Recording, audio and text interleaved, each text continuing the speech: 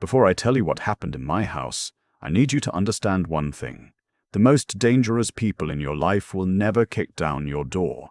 They'll ring the bell, wipe their feet on the mat, and hand you something wrapped in a bow. We spend our whole lives watching for strangers in dark parking lots, and nobody ever teaches us to watch the person sitting at our own kitchen table, smiling, asking if we need anything. So as you listen to this story, don't ask yourself whether I should have seen it coming. Ask yourself the harder question. If it were your family, your living room, your name on the papers, would you have seen it? My name is Vernon. I'm 61 years old, and I found out my son-in-law was building a file to have me declared incompetent while I sat across from him at a credit union in Erie, Pennsylvania, with a small white security camera lying on the table between us like something pulled out of a wound. He was still talking. He talked fast when he was cornered. I'd learned that about him too late to matter. I wasn't listening anymore. I was looking at that camera, the one he'd mounted above my back door with his own hands, the one he'd given my wife and me for our 35th wedding anniversary with a card that said, "So you two can feel safe." 2 weeks earlier, I'd thought it was the nicest thing he'd ever done for us. Let me back up, because none of this makes sense unless you know where I'm standing. I live in Erie, on the east side, in a brick house my wife Maxine and I paid off 4 years ago. It's nothing special. The garage leans a little. The maple out front drops branches every time the wind comes off the lake, and the wind always comes off the lake. I spent 36 years as an electrician, union, local 56, commercial work mostly. Hospitals, schools, the paper plant before it shut down. I retired at 59 with a pension, a 401k I never touched, and 2 knees that sound like gravel when I take the stairs. I'm the guy people called when the lights went out. Nobody calls you to say the lights are still on. You learn to be invisible in a trade like that, and honestly, I never minded. Maxine and I have one daughter, Kelsey. She's 34, smart, stubborn in the way that used to drive me crazy and now just makes me proud. 8 years ago, she married a man named Brandon. He worked in finance. Wealth management, he called it, though I never figured out whose wealth or what he managed. He wore good shoes and a watch that cost more than my first truck, and he had a way of explaining things to you slowly, like you were the one who needed help keeping up. I didn't love him. I want to be honest about that.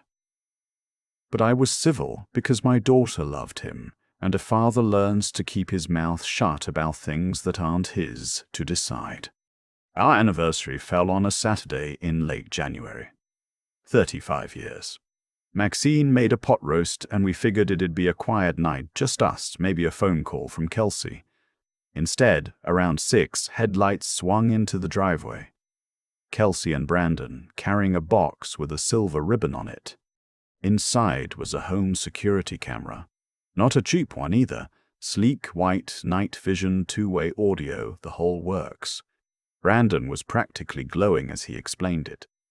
There'd been break-ins out in Mill Creek, he said. A couple over on Parade Street got their garage cleaned out. You're not getting any younger, Vern, he said, clapping my shoulder. This way Kelsey can check in on you two. Peace of mind. You're not getting any younger. I let it slide. People say things. He installed it himself that same night, wouldn't take no for an answer, up the stepladder in the cold, running the cable, mounting it under the eave so it covered the back door and most of the kitchen window. Then he set up the app, holding my phone for me, tapping through screens faster than I could follow. There, he said, handing it back. All connected. You don't have to touch a thing. I remember standing in the driveway after they left, looking up at that little white eye above my door, feeling something I'm almost embarrassed to say out loud. I felt touched. Brandon and I had never been close, and here he was, spending his Saturday on a ladder in January for me. I thought maybe I had the kid wrong. Maybe it just took him 8 years to warm up. That feeling lasted exactly 11 days. My buddy Gil and I have fished Lake Erie perch together for 20 years, and in the winter, When the lake's too mean, we play cards in my kitchen every other Thursday. Gil's my age, retired too, but his work was different. 26 years doing network security for a bank downtown. The man reads router manuals for fun. He once found a skimmer on a gas pump at the country fair on Buffalo Road before the clerk even knew what he was pointing at. That Thursday, Gil came in through the back like always, stomping snow off his boots. Then he stopped. He was looking up over the door. That new? Anniversary present, I said. From Brandon. Fancy, huh? Gil didn't answer. He stepped back outside, no coat, and stood there in the cold staring at it. Then he came in and asked to see my phone. I gave it to him, told him the app was on there somewhere. He sat down at the kitchen table and started tapping, and I watched his face change. I've known Gil since our kids were in grade school. I've seen him annoyed, I've seen him 3 beers in, I've seen him the week he buried his brother. I had never seen him look the way he looked at my phone that night. The color just left him. Vern, he said, real quiet. Who set this account up? Brandon did. Why? Because you're not the owner of this camera. You're a shared user, a guest. He turned the phone toward me like that was supposed to mean something.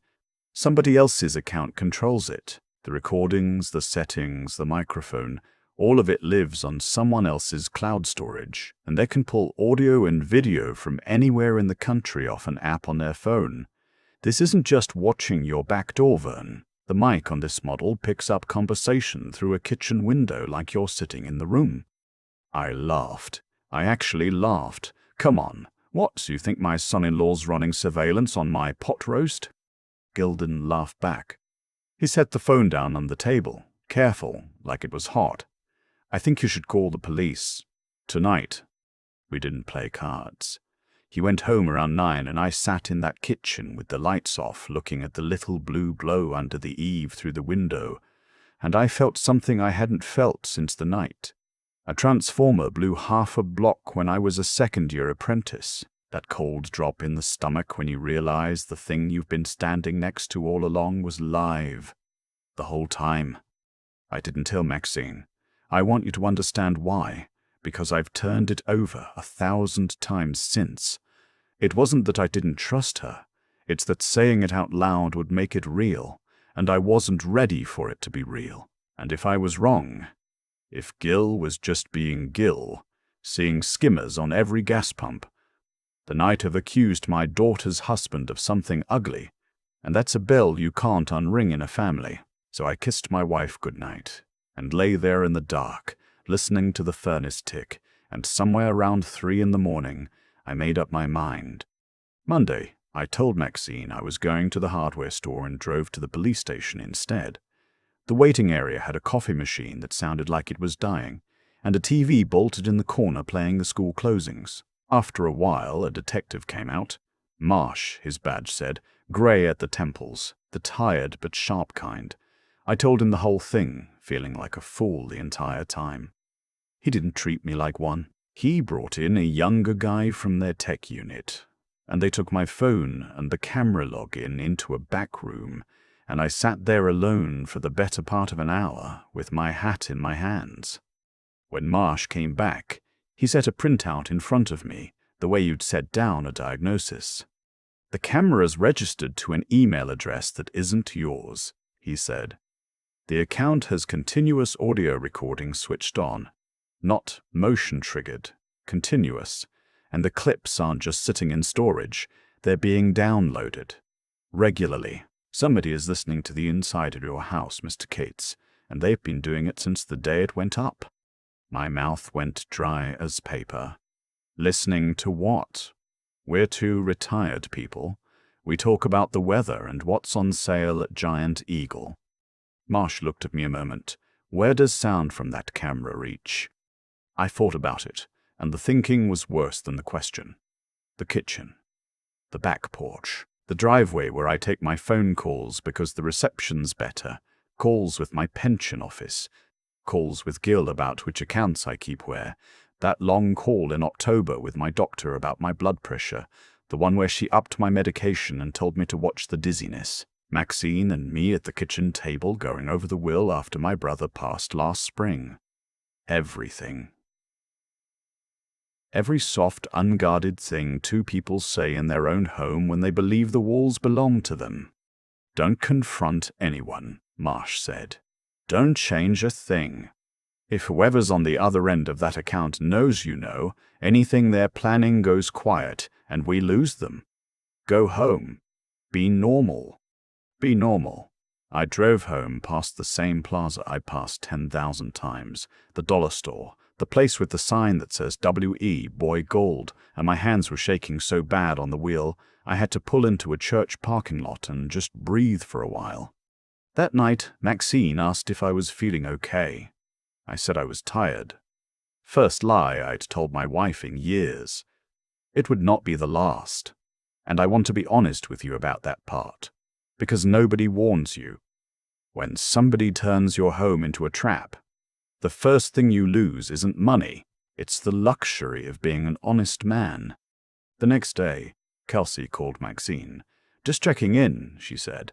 Then, casual as anything, how's Dad's blood pressure been? Brandon mentioned he seemed a little off at the anniversary. Maxine frowned at the phone after she hung up. That's strange, she said. I never told her about the new prescription. Neither had I. I stood at the counter pretending to read the Erie Times and felt the floor of my life tilt about 2 degrees. Because there were only 3 ways my daughter could know about that medication. Her mother, me, or a microphone bolted over my back door. Here's where I made a decision that I still think about.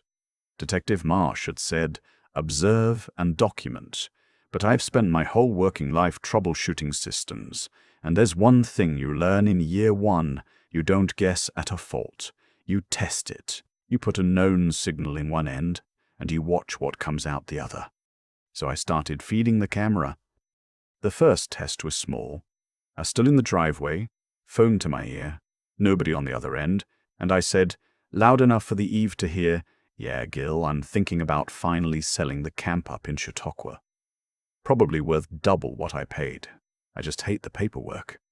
There is no camp in Chautauqua. There never was. 2 days later, Brandon called me. First time he'd ever called me direct. Not through Kelsey, in 8 years of marriage. Hey, Vern, Random thought, if you ever wanted to liquidate any property, I could run the numbers for you. No charge. Family rate.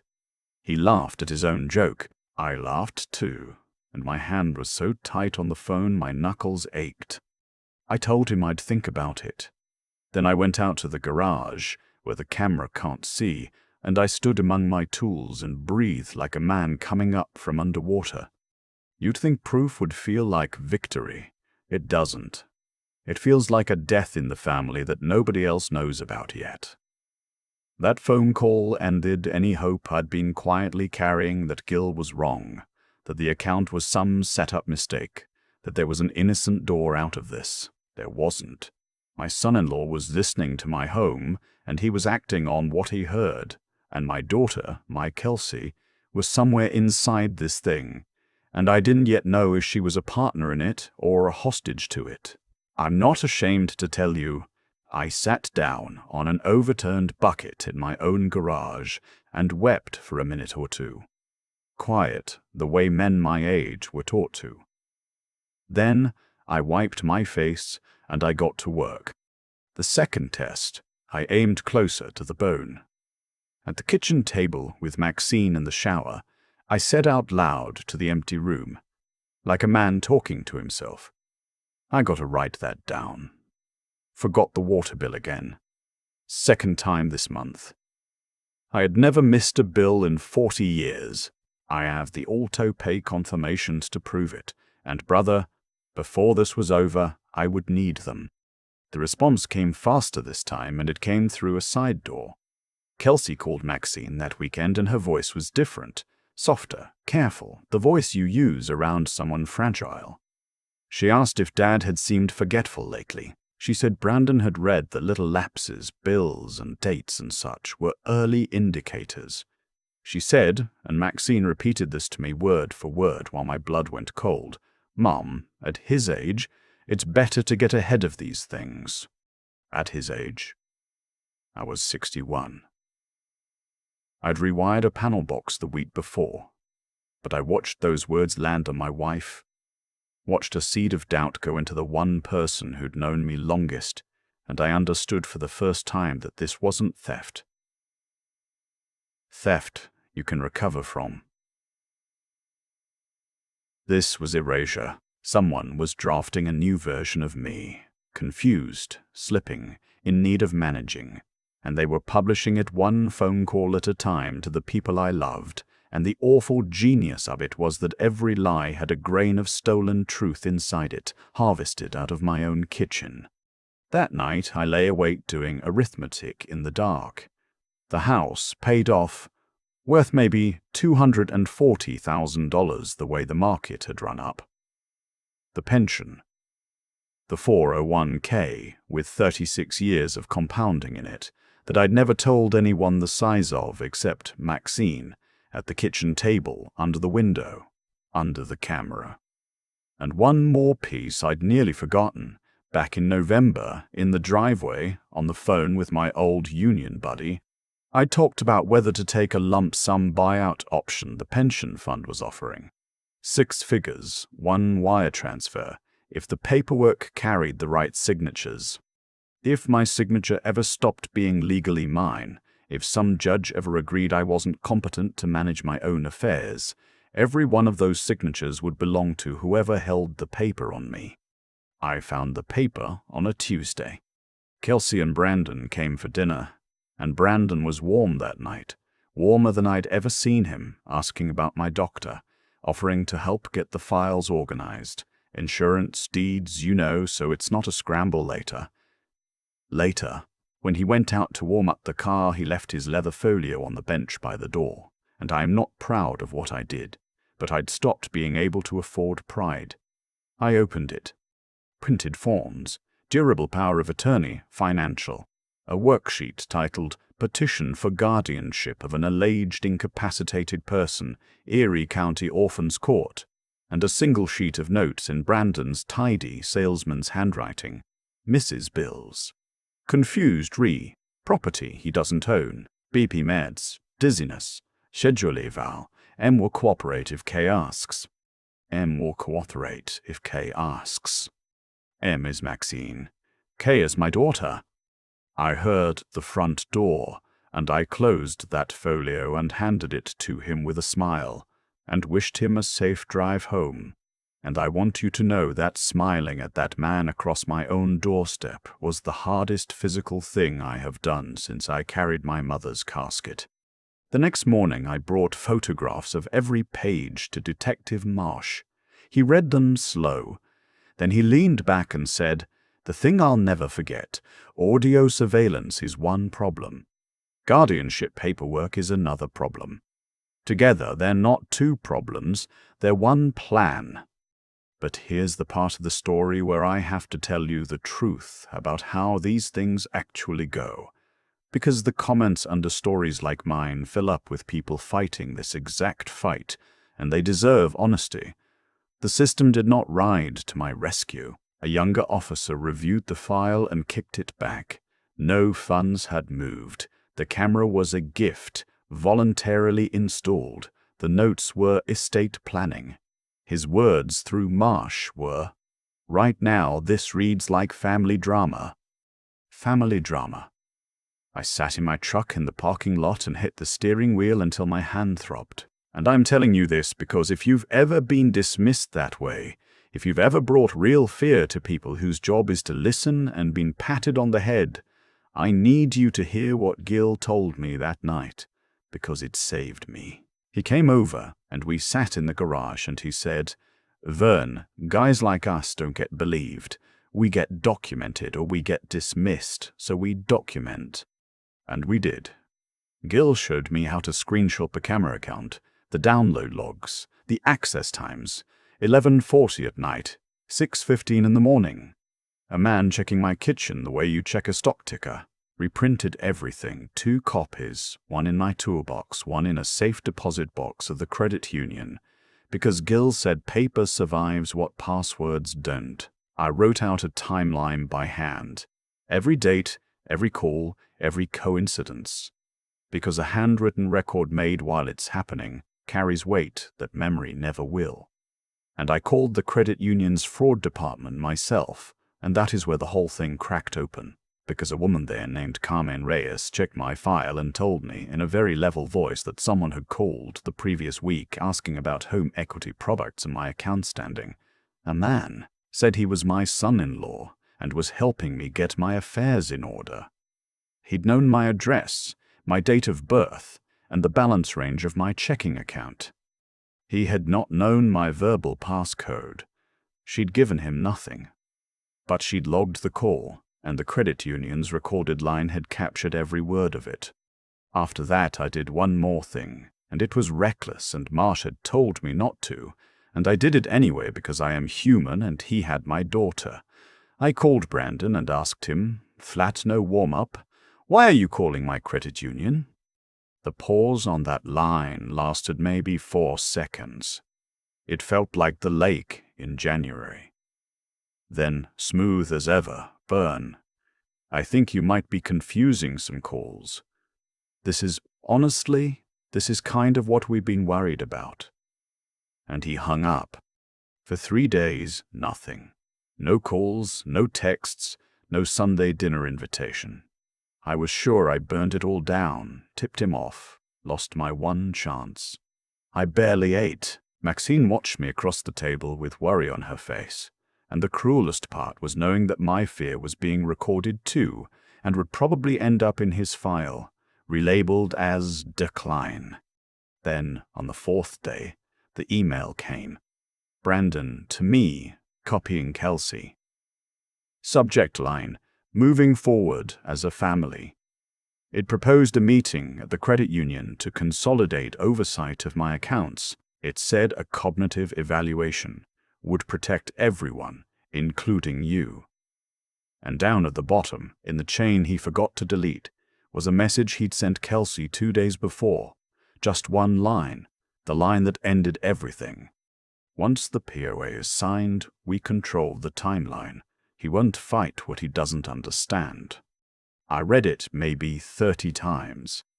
Then I forwarded it to Detective Marsh, to Carmen Reyes at the fraud department, and to an elder law attorney Gil's cousin had used. And within 48 hours, the tone of every official voice in my life changed completely. Funny thing about institutions, they can't hear a man's fear, but they can read an email. The meeting happened on a Thursday morning in a small conference room at the credit union.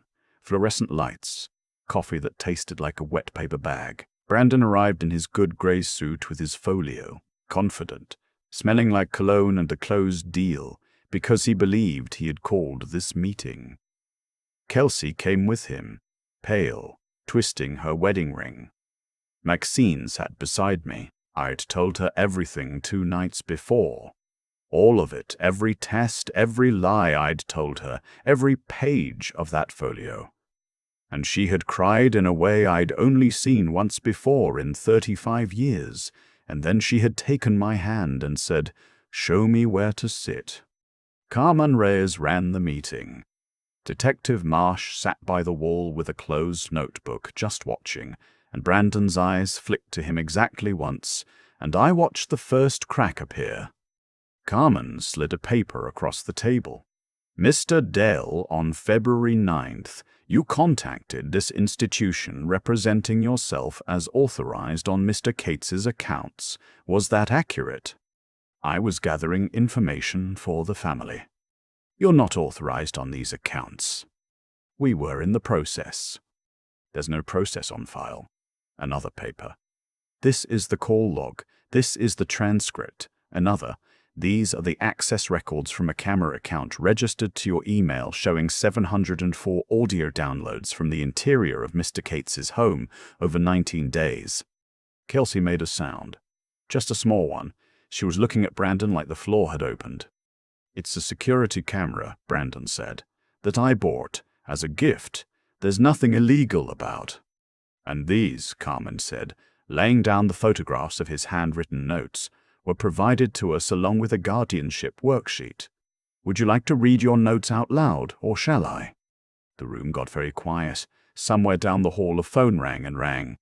Mrs. Bills, I said. My voice came out steadier than I had any right to expect. I put my auto-pay confirmations on the table. 40 years of them in a manila folder. On time. Everyone. Confused about property he doesn't own. I looked at him. There is no camp in Chautauqua, Brandon. I made it up, standing in my driveway, talking to nobody. And 2 days later, you called me offering to sell it. That's the only evaluation anybody in this room needs. He started talking then, fast, the way he did, about the market, about a margin account that had gone wrong, about debts Kelsey didn't know about how he was going to put it all back, how it was really about protecting the family's future, how I'd never liked him anyway, how I was twisting a kind gesture into a crime, and the longer he talked, the further my daughter's chair slid from his, an inch at a time, until she was simply not beside him anymore. Marsh finally stood up. He didn't raise his voice. Mr. Dale, you placed a recording device in a home under false pretenses, you attempted to access financial accounts through misrepresentation, and you prepared instruments to strip a competent man of his legal rights. You and I are going to continue this somewhere else. They walked him out through the lobby, past the tellers, no handcuffs, just a detective's hand near his elbow and every eye in the place following. Kelsey stayed in her chair, both hands over her mouth. And then my daughter looked at me. And what was in her face was the question I'd been carrying for a month. Did you think I knew? I read his notes, I told her. It said your mother would cooperate if you asked. It never once said you knew. He was playing you the same as me, sweetheart. You were the tool he was going to turn me with. She came apart then, and I held my little girl in a credit union conference room while she cried into my coat, and Maxine wrapped around the both of us, and that, right there, not the evidence, not the detective, not watching that man walk out smaller than he came in. That was the moment I got my family back. The camera was still sitting in the middle of the table where Carmen had placed it. On my way out, I stopped and looked at it one last time. White, clean, harmless looking as a bar of soap. You should have just brought a casserole, I said to nobody in particular, and I walked out into the cold.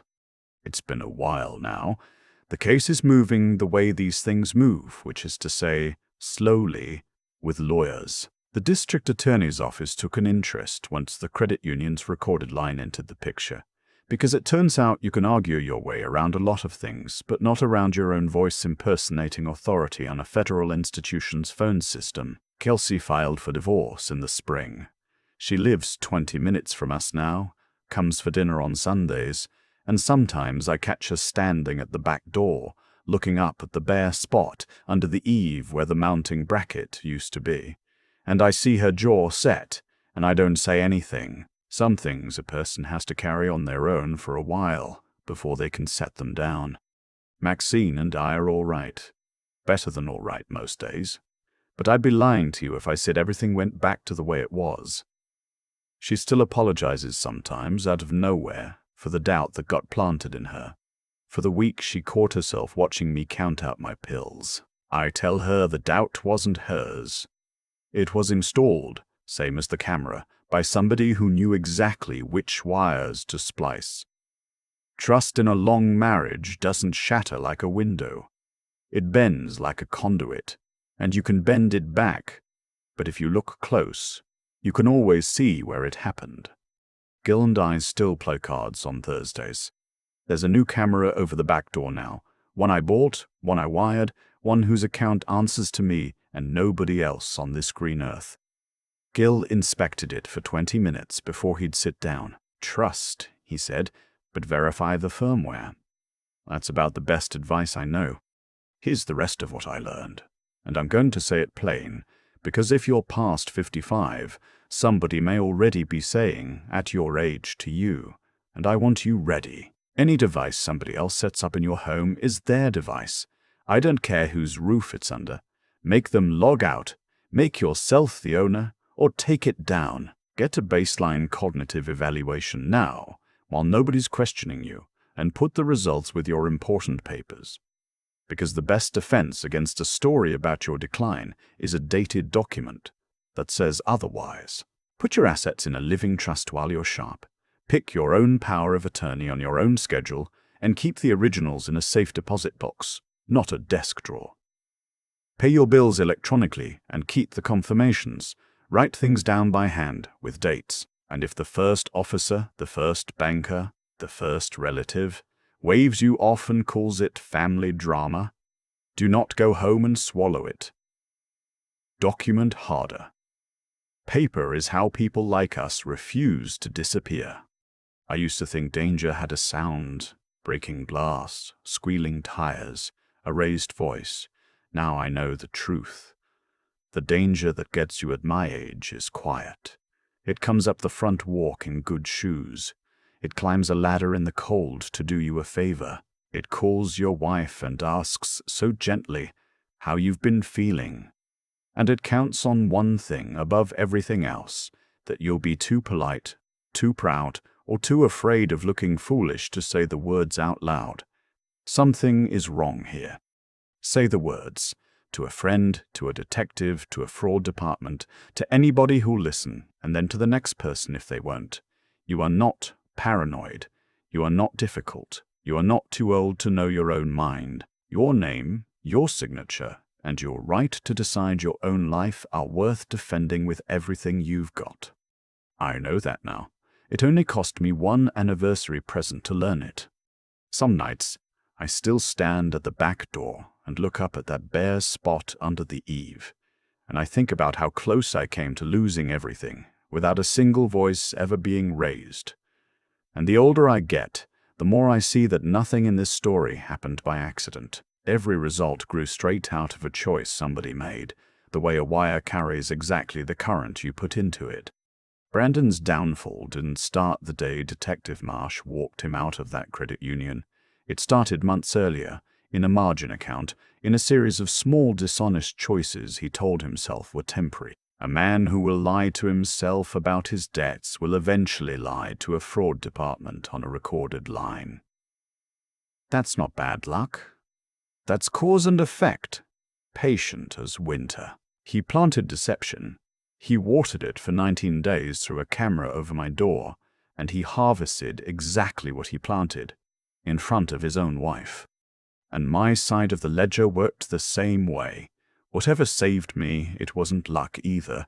It was 36 years of paying every bill on time, which meant when somebody called me forgetful, the paper called him a liar. It was choosing to stay decent even while I was angry. I never screamed, never struck back in the dark, never became the unstable old man he needed me to be. Doing right when nobody's watching turns out to be the best insurance policy a man can carry, because someday somebody is watching, and your record walks into the room ahead of you. But being decent wasn't enough on its own. I had to think. Gil taught me that fear makes you loud, and loud men get dismissed, but a clear head makes you quiet and quiet. Careful men build files. I stopped reacting and started testing. One false signal in, one reaction out, written down by hand with a date on it. That's not genius. That's just refusing to let panic do your thinking for you. Any of us can learn it, at any age. And then there was the part nobody warns you about, how long it takes and how alone it feels. The young officer called it family drama. The silence after I confronted Brandon nearly broke me. There were 3 days when I was certain I'd ruined it all. The only thing that carried me through was plain stubbornness. Getting up the next morning and documenting anyway. Calling the credit union anyway. Refusing to quit while everything in me wanted to. Persistence isn't dramatic. It's just the decision made daily not to disappear. So that's what I'd leave you with. Keep your character clean, because it's the foundation everything else stands on. Keep your mind sharp, because wisdom is what turns fear into a plan. And keep getting back up, because the truth almost never wins on the first try. It wins on the fifth. Brandon had cleverness without conscience, and it cost him everything. I had a paid-off house, an honest record, one good friend, and the will to keep going. Look which one of us still gets Sunday dinner.